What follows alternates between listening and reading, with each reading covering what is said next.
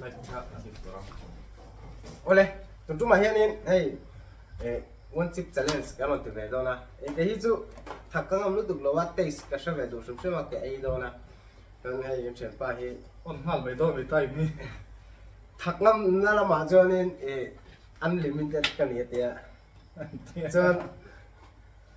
dấu pa cũng thật khó khăn mà hiện challenge đâu na dấu pa cũng thật khó khăn ai dọn nuôi mặc cha cả pali khai à thắc tìm miệng lòng khan thắc tìm miệng lòng khan cho em sẽ quen bằng la ấy đó là thì đánh mặc cha hay ấy anh liền anh nhỉ mặc sạch tế cái này lòng lắm mày khan đánh khéng à anh hàng này ngon cái chút thắc các ngâm vắt lâu mà là chút tê cái chuyện về dùng vàng súng súng khan anh ấy biết à Sao vốn cầm cuộn vòng về. Trả đô này. One two three minute nga lem nu minute nga ngã từ ra này căn tịt té nghe lem nồng ấy nồng rộng nan one thật đàn đi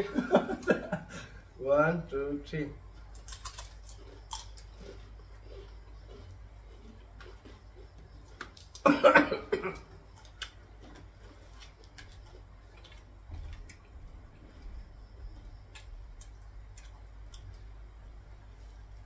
làm thế này chúng là để cho nó thật rồi, để thật nó tụi nó.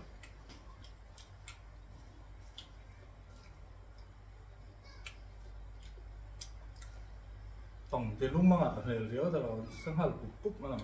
Cái này mà phải dùng. Cái này này.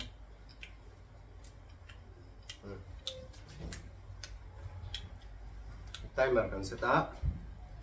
Minute ngang hạt luôn này. Cái này lại tắt cho nó thật là cũng là tắt cho. Thật cái nhóm tất cả nhà cần hết xin về rẻ đây cái rất thật có ngâm vắt là Tôi nặng tập chuan nơi lên ăn lẩu khóc mày nghe ăn sầu đòn mình nhất thì rây cắn thì phú thì rất là ủng khóc mà mặt chặt té này là thật là nó đây nóng đấy à ama rồi chút đó này nên chỉ chút tầm cốc mày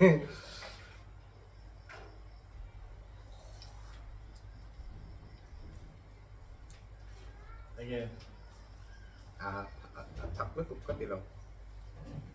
tôi nặng xì xuân cũng là được rồi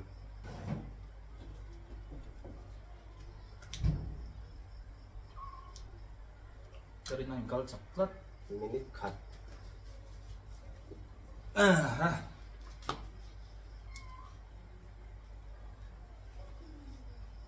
phê phú thiệt rất bà ơi thì tôi đã vong hey thật số một thật chỉ cần điểm ấy chỉ song song ở mình tiệt sao cái chuyện rồi thật có bắt đầu chứ đấy sẽ kỳ nào tất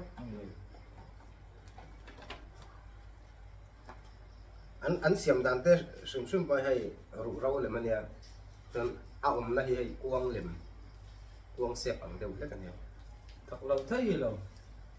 thật lâu tụi con vào ngõ này nó sẽ lâu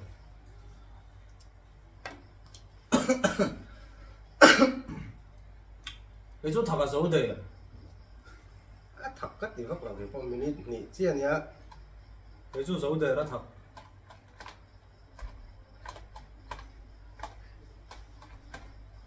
bắt nhị bắt thun bôi thì nào nhỉ rồi ngọc quá ý tưởng chứ không sẽ tao thật là dấu đề cái mà xuân anh mà thật ra thật tao lâu chết thêm nó thật anh tính là hắn lấy tịch đồng này mà nhận được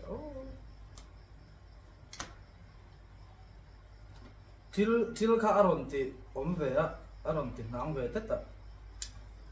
asa cái bấy sẽ phải lâu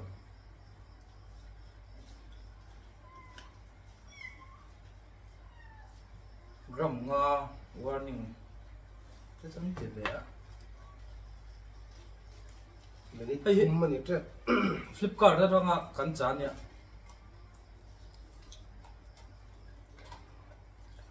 cái này này ăn thật lâu thế nghe là lòng thật rúa dễ luôn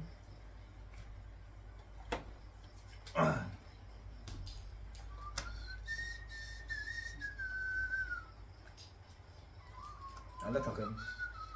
Nó thật đâu vậy? Nó thật tổng là đâu? Là sao mình định nga cần nga về sum sum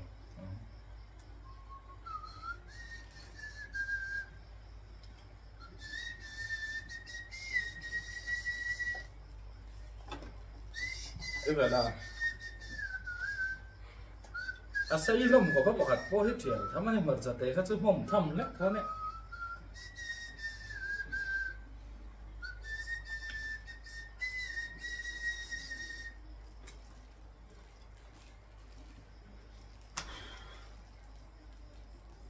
Mình đi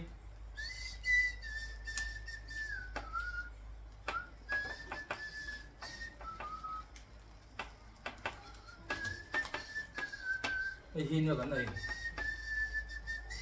ăn thịt lẩu thơm này hay số cái này như nào cái này vô cái này vô mình cái này vào hay số cái này nào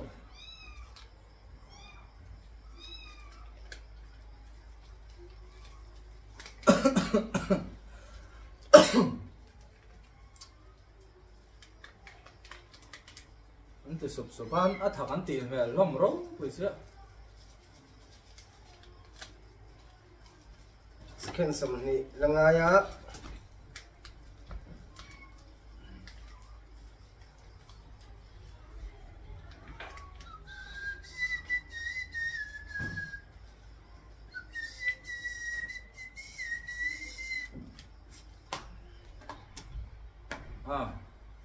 mình ngắt cái rách đấy là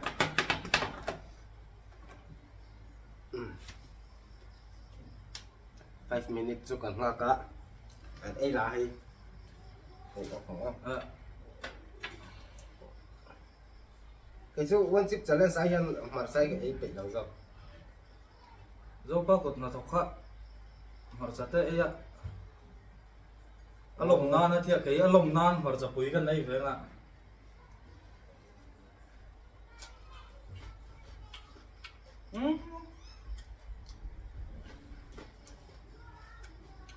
có đi nặng lẩu hay bộ thật về thôi học về dậu bọc không mà sẽ quý anh em mà sẽ té anh chỉ có cái lồng này rồi vai mà ra anh chỉ còn sẽ mà sẽ té có đủ rồi cả mà thế anh ấy nó thấu thủng rồi à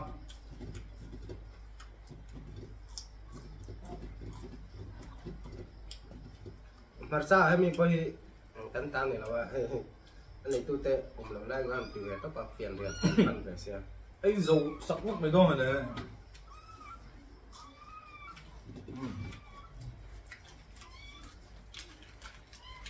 cái thật năm lầu viết còn thật cái từ lúc tục lầu á one chip challenge gì này là lầu này lúc tục lầu này hết nghe xem tu tệ lầu tôi xây được em like and subscribe khá khá vui mộ